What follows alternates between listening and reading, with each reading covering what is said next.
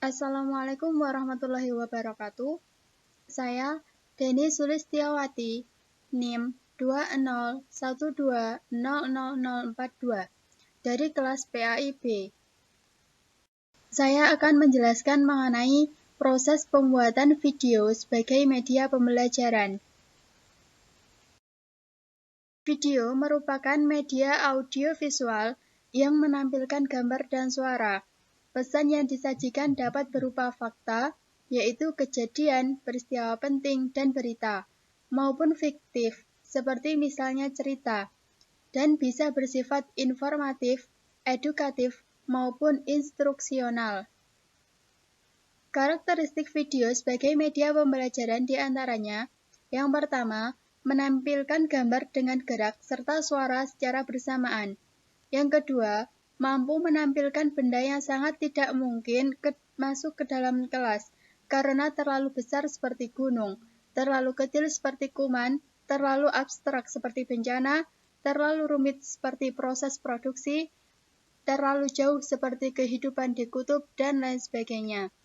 Yang ketiga yaitu mampu mempersingkat proses, misalnya proses penyemaian padi hingga panen. Dan yang terakhir yaitu memungkinkan adanya rekayasa atau animasi. Selanjutnya mengenai kriteria video pembelajaran. Yang pertama yaitu tipe materi. Tidak semua materi pelajaran cocok menggunakan media video. Untuk materi yang terlalu teknis atau mengajarkan keterampilan atau skill secara langsung, misalnya bagaimana merakit komponen dalam chips komputer, maka diperlukan pembelajaran secara langsung dan bersentuhan dengan peralatannya. Media video cocok untuk menggambarkan sebuah proses tertentu sebagai alur demonstrasi sebuah konsep atau mendeskripsikan sesuatu. Yang kedua yaitu durasi waktu. Media video berbeda dengan film pada umumnya, yang berdurasi rata-rata 2 hingga 3,5 jam. Media video memiliki durasi waktu lebih singkat, yakni berkisar antara 20-40 menit. Hal ini erat kaitannya dengan kemampuan daya ingat manusia dan kekuatan berkonsentrasi yang terbatas antara 15-20 menit. Sajian video juga menyesuaikan materi pembelajaran untuk satu kali pertemuan dengan durasi waktu antara 20-40 menit. Yang ketiga yaitu format sajian video. Film pada umumnya disajikan dengan format dialog dengan unsur dramatik yang lebih banyak. Film lepas lebih banyak bersifat imajinatif dan kurang ilmiah. Hal ini berbeda dengan kebutuhan sajian video pembelajaran yang lebih mengutamakan kejelasan dan penguasaan materi. Yang keempat yaitu ketentuan teknis. Ketentuan teknis media video tidak terlepas dari aspek teknisnya, yaitu efek kamera, teknik pengambilan gambar atau angle, teknik pencahayaan, editing, dan suara atau sound. Pembelajaran lebih menekankan pada kejelasan pesan, sehingga sajian-sajian yang komunikatif sangat memerlukan dukungan teknis. Yang terakhir yaitu penggunaan musik atau sound effect.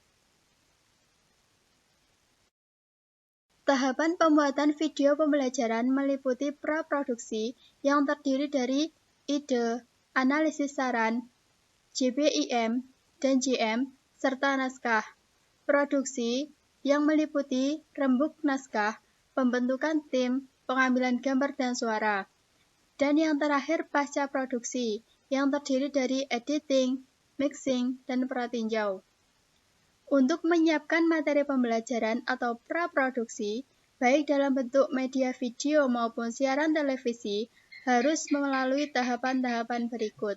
Yang pertama, penentuan ide atau eksplorasi gagasan. Yang kedua, analisis saran. Yang ketiga, penyusunan garis besar isi media atau JBIM.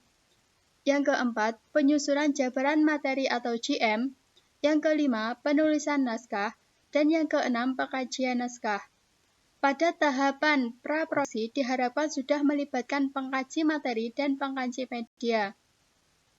Pengkaji materi dibutuhkan untuk memastikan kebenaran materi yang dituliskan dalam naskah video pembelajaran.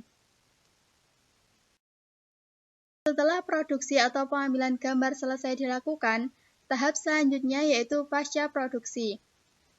Kegiatan yang sebaiknya dilakukan yaitu yang pertama, editing atau penggabungan dan pemilihan gambar. Yang kedua, mixing atau penyelarasan suara, musik, dan juga efek. Yang ketiga, pratinjau atau preview. Yang keempat, uji coba. Yang kelima, revisi. Yang keenam, distribusi atau penyiaran. Rancangan video pembelajaran. Analisis kebutuhan pembuatan video pembelajaran. Yang pertama yaitu tahap pengembangan media pembelajaran.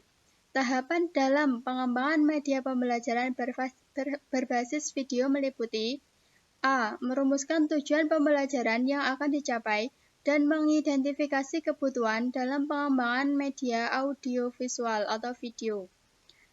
B. Menyiapkan buku-buku referensi dan sumber belajar lain yang terkait dengan substansi yang akan dibahas. Dan yang C. Merangkai ide gagasan sebagai rambu-rambu dalam tampilan media berupa rancangan isi video, rancangan isi dan tampilan media, serta rancangan proses produksi dan evaluasi. Dan yang kedua yaitu analisis kebutuhan pembuatan video pembelajaran meliputi A. Menginventaris atau mengidentifikasi masalah-masalah pembelajaran yang akan diangkat dalam video pembelajaran. Yang B. Merumuskan hasil belajar dan indikator hasil belajar yang akan dicapai dari proses pemecahan masalah dalam video pembelajaran. JBIM, video pembelajaran memuat hal-hal sebagai berikut. 1. Menu, berisi materi pokok dan submateri pokok. Kedua, tujuan atau indikator, berisi kompetensi atau indikator yang ingin dicapai sesuai dengan hasil belajar. Yang ketiga, materi, berisi penjelasan materi apa saja yang akan dibahas pada menu tersebut. Yang keempat, media, mendeskripsikan mengenai media apa saja yang ada di setiap materi. Yang kelima, referensi. Garis besar isi media atau JBIM berisi rangkuman menu, tujuan atau indikator, materi, bentuk evaluasi, dan media apa saja yang akan digunakan dalam naskah nantinya. Jabaran materi atau JM merupakan penjelasan dari JBIM. Pada jabaran materi dipaparkan pokok-pokok materi yang dibahas. Jabaran materi di sini sebagai pedoman saja, tidak terlalu detail, karena detailnya akan diuraikan pada naskah. Naskah adalah ide dasar yang diperlukan dalam pembuat video pelajaran. Naskah memiliki fungsi sebagai konsep dasar, arah, dan acuan dalam pembuatan video pembelajaran. Format naskah ada 3, di antaranya yang pertama, naskah 1 kolom, yang kedua, 2 kolom, yang ketiga, white margin. Akan tetapi yang umum digunakan yakni naskah 2 kolom atau column dan white margin. Setelah semuanya dirancang dengan baik dan benar, maka video pembelajaran siap digunakan.